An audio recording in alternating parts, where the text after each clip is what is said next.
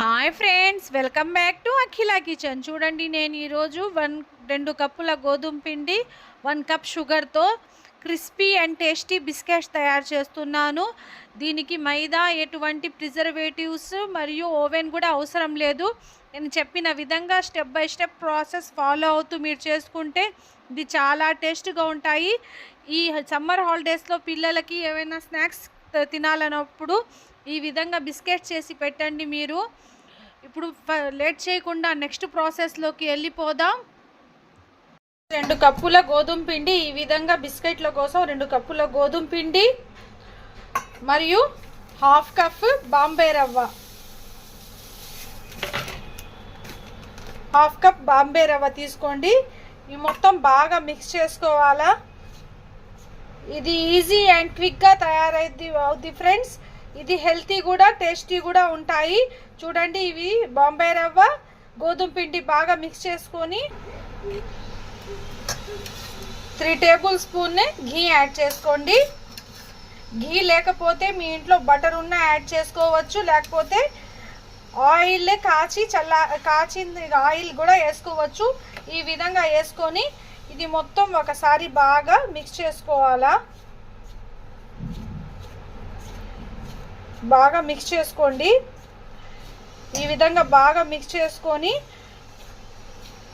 మనం ఈ విధంగా ఉండలాగా కట్టాలా. ఈ విధంగా కడితే మాకు బిస్కెట్లు కరెక్ట్ క్వాంటిటీగా బాగా వస్తాయి.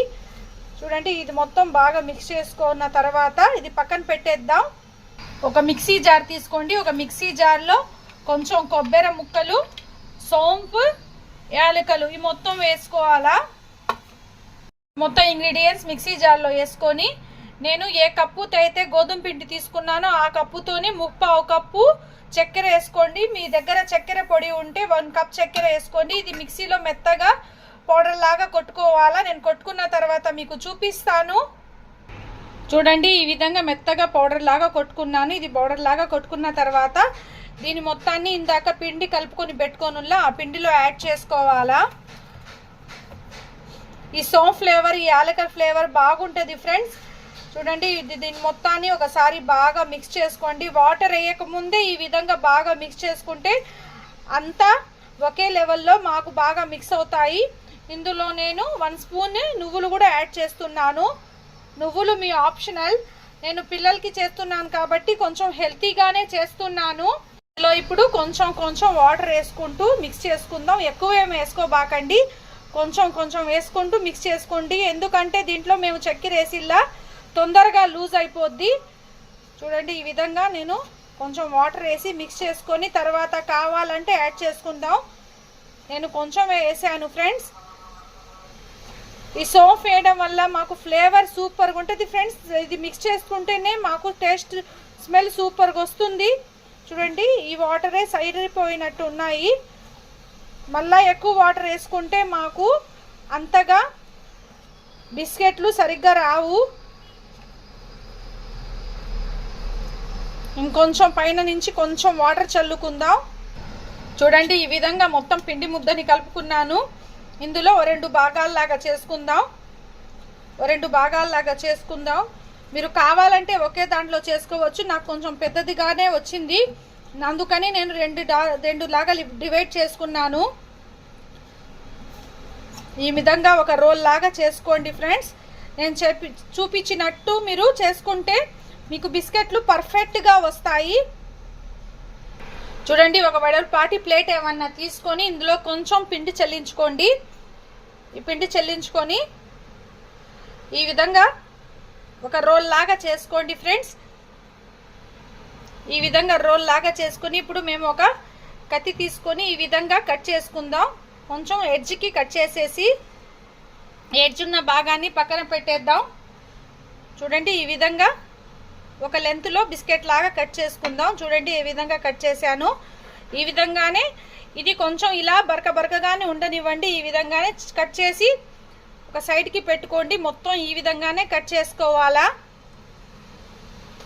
ఈ హాలిడేస్ అప్పుడు పిల్లలు ఇంట్లో ఉన్నప్పుడు ఏమన్నా స్నాక్స్ అడుగుతూ ఉంటారు. ఈ విధంగా మీరు చేసి పెడితే పిల్లలకి హెల్తీ కూడా చాలా టేస్టీగా కూడా ఉంటాయి.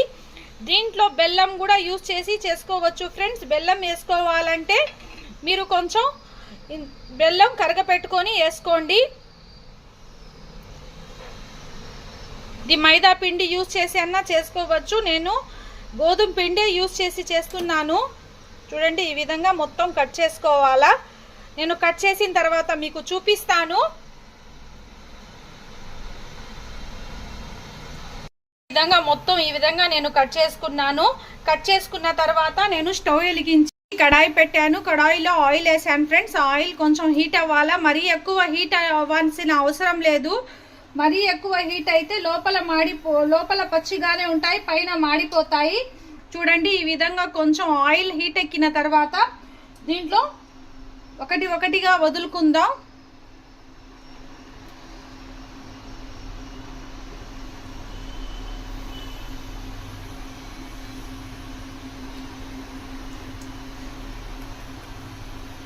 వేసుకున్న వెంటనే కలపబాకండి. దీంట్లో షుగర్ వేసిల్లా విరిగిపోతాయి. అందుకని మెల్లగా ఒక సైడ్ నుంచి కొన్ని వేసుకొని ఫ్రై చేసుకోండి.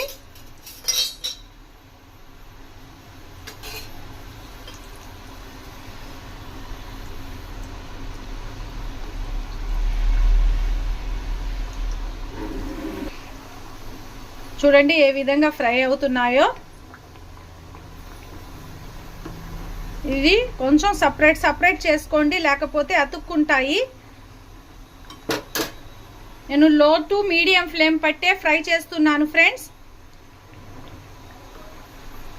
ఇప్పుడు చిన్నగా మేము ఒక సైడ్ నుంచి ఇంకో సైడ్కి తిప్పుకుందాం.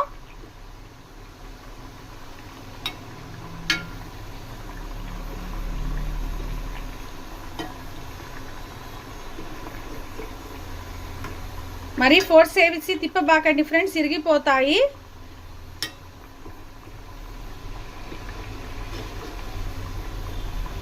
ఈ విధంగా చిన్నగా తిప్పుకోండి.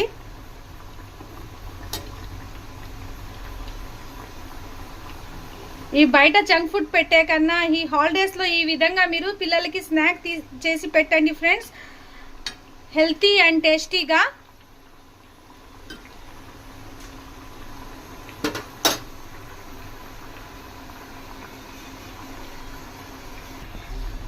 చూడండి ఈ స్టేజ్లో వస్తే మాకు సరిపోద్ది. ఈ కలర్ వస్తే ఇప్పుడు నేను తీసేస్తున్నాను ఒకటిగా.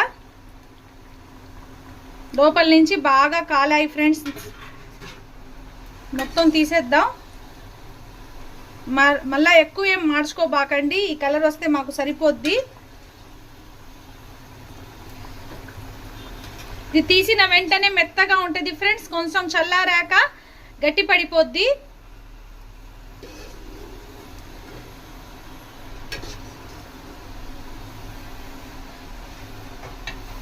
ఈ విధంగానే వేరేవి కూడా వేసుకొని మిగిలినవన్నీ ఫ్రై చేసుకోవాలా.